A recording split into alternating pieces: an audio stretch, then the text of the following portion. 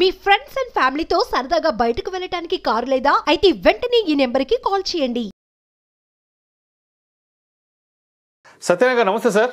నమస్తే సార్, ఈ హెచ్ఎంపీవీ కొత్త వైరస్ కారణంగా మరి మన ఇండియన్ ఫార్మా రంగానికి ఏదైనా మహర్దశ పట్టే అవకాశం ఉందంటారు? అసలు ఫార్మా స్టాక్స్ ప్రస్తుతానికి ఎలా ఉన్నాయి అండ్ రాబోయే రోజుల్లో ఇంకా ఎటువంటి ఊపు ఉండే అవకాశం ఉందంటారు ఫార్మా రంగానికి ఈ హెచ్ఎంపీవీ వైరస్ని దృష్టిలో ఉంచుకొని? అవును, ఇది మంచి క్వశ్చన్, మంచి ప్రశ్న, మంచి సమాధానం కావాలి. ఎలా అంటే ఎవరైతే వీడియో చూస్తారో పెన్ను నోట్బుక్ దగ్గర పెట్టుకోవాలి, screener.in వెబ్సైట్కి వెళ్ళాలి, ఆ లాస్ట్ బాక్స్లో సెర్చ్ ఉంటుంది, అక్కడ ఏదో ఒక pharma, doctor Reddy's lab, sun ఫార్మానో ఏదో ఒక ఫార్మా ఎంటర్ చేయాలి.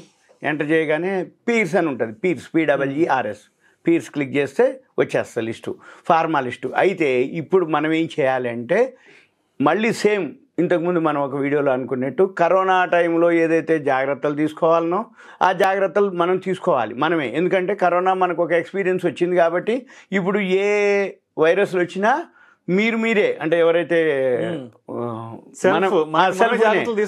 నీవు జాగ్రత్తలు తీసుకోవాలి, కానీ ప్రభుత్వం తరపు నుంచి ఓన్లీ అంటే గైడ్ చేయండి, ఇగో ఇలా ఇలా వేసుకోండి, ఇలా ఇలా అని ఇన్స్ట్రక్షన్స్ ఇస్తారు తప్ప ఇక వేరే విధంగా లేదు. కాబట్టి మనమే స్వతహా ఏం చేయాలి, మన లోపల అంటే స్టామినా పెంచుకోవాలి, లేకపోతే వ్యాధి నిరోధక శక్తికి ఉపయోగపడేటటువంటి అంటే ఫుడ్ కానీ ఆహార నియమాలు, సో ఇవన్నీ మనం మెయింటైన్ చేయాలి. అయితే దీంతో పాటుగా మన ఫార్మాస్యూటికల్ కంపెనీ షేర్లు మళ్ళీ ఇప్పుడు ఈ కరోనా తర్వాత అంటే మాస్కులు అనుకోండి, శానిటైజర్స్ అనుకోండి, లేకపోతే వ్యాక్సిన్ అనుకోండి, ఇప్పుడు ఆల్రెడీ మళ్ళీ కిట్లు ఉంటాయి ఏవైతే మళ్ళీ దీని కిట్లు దానికి సంబంధించిన కిట్లు ఆల్రెడీ కొన్ని కంపెనీలు మేము రెడీగా ఉన్నామని చెప్పేసినాయి. ఏమని అదే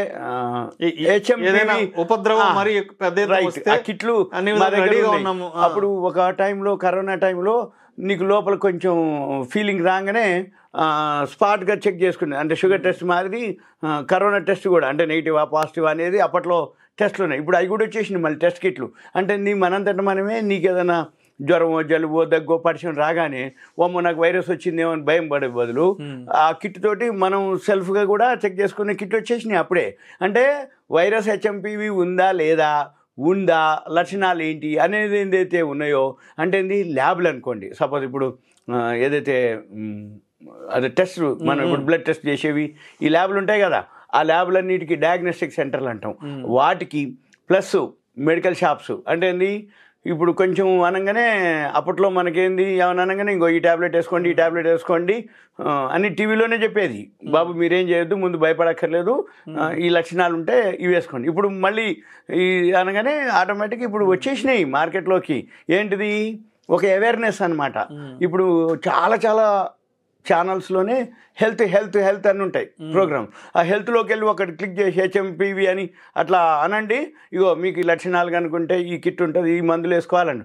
అవన్నీ ఎవరు మళ్ళీ మన ఫార్మాస్యూటికల్ కంపెనీలే, మరి మన కంపెనీలు సేల్స్ పెరుగుతాయి కదా, కిట్లు పెరుగుతాయి కదా, ల్యాబులు టెస్ట్లు అన్నీ పెరుగుతాయి కదా, ఆటోమేటిక్గా మనం ఏం చేయాలి, ఈ పీర్స్కి వెళ్ళాలి. పీర్స్కి వెళ్ళి ఏవైతే బ్రాండెడ్ అంటే పెద్ద కంపెనీలు ఆ రిజల్ట్ చూసుకోవాలి, క్వార్టర్లీ, లాస్ట్ ఇయర్ దాని యొక్క కంపెనీ బ్యాలెన్స్ షీట్ చూసుకోవాలి. మళ్ళీ ఆటోమేటిక్గా ఇప్పటికే ఆల్రెడీ ఫార్మా కంపెనీలు మీరు అన్నట్టు వచ్చేసినాయి, పెరిగిపోయినాయి అప్పుడే. కాకపోతే మనం కూడా దీని బదులు అమ్మ ఏ ఫార్మా కొనాలి, ఏం హోంవర్క్ చేయాలి అనుకునే బదులు ఫార్మా ETF ఉంటుంది, సింపుల్. ఫార్మా ETF అయితే గొడవే లేదు, ఫార్మా ETF కొనుక్కోవచ్చు. లేదు అనుకుంటే ఫార్మా షేర్లో మీకు ఇష్టమైన ఉంటాయి అంటే కొన్ని సపరేట్గా. ఇప్పుడు ఎక్కువ శాతం ఈ వైరస్ ఎవరి మీద అటాక్ అవుతుంది అనే దాని మీద జనరల్గా ఏంటంటే గవర్నమెంట్ ఒక గైడ్లైన్స్ ఇవ్వడం జరిగింది. పిల్లలు, వృద్ధులు, పిల్లలకి పెద్దవాళ్ళకి రెసిస్టెన్స్ పవర్ ఉండదు, అంటే ఏదైనా తట్టుకోగలిగే వ్యాధి నిరోధక శక్తి తక్కువ ఉంటుంది. కాబట్టి వాళ్ళ మీద ఎఫెక్ట్ పడే ఏవైతే ఉంటాయో అవన్నిటికి సంబంధించి ఏవైతే ఉంటాయో అవి ఆ కంపెనీలు మనం డయాగ్నోస్ చేసుకొని అంటే మనం చూసుకొని ఆ కంపెనీలు కొనుక్కోవటం ఒక పద్ధతి. లేదులే ఇవన్నీ ఎందుకంటే ఫార్మా ETFలు కొనుక్కోవటం బెస్ట్.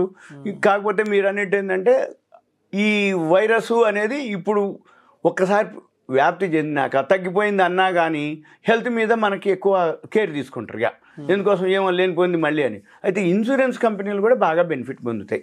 ఇన్సూరెన్స్ కంపెనీలు ఏమనంటే ఏదైనా జరిగినప్పుడు హాస్పిటల్ అప్పుడు కరోనా టైంలో ఫస్ట్ వేవ్లో పెద్దగా ఏం జరగలేదు, కానీ సెకండ్ వేవ్లో పెద్ద మొత్తంలో మనకి హాస్పిటల్స్ బెడ్లు కూడా దొరకని టైం, హ్యూమన్ లాస్ ఎక్కువ జరిగింది. రైట్. అక్కడ అసలు ఏమీ పట్టించుకున్న నాదుడు లేడు, ఇక లక్షలు ఖర్చు పెట్టినా కూడా మనిషిని మనం చూడని పరిస్థితి ఉండే సెకండ్ వేవ్లో. అందుకని ఏం చేస్తారు, అప్పటి నుంచి మన కాడ ఉన్న పైసలన్నీ ఒక్క ట్రిప్కి అయిపోతున్నాయి, అప్పులు చేయాల్సి వస్తుంది, చివరికి మనిషి కూడా మిగలట్లేడు. అంటే ఇన్సూరెన్స్ మీద అవేర్నెస్ పెరగడం జరిగింది. ఈ హెల్త్ ఇన్సూరెన్స్లు, మామూలు ఇన్సూరెన్స్లు, ఇప్పుడు కూడా మళ్ళీ ఆ ఇన్సూరెన్స్ వాటికి మంచి బిజినెస్.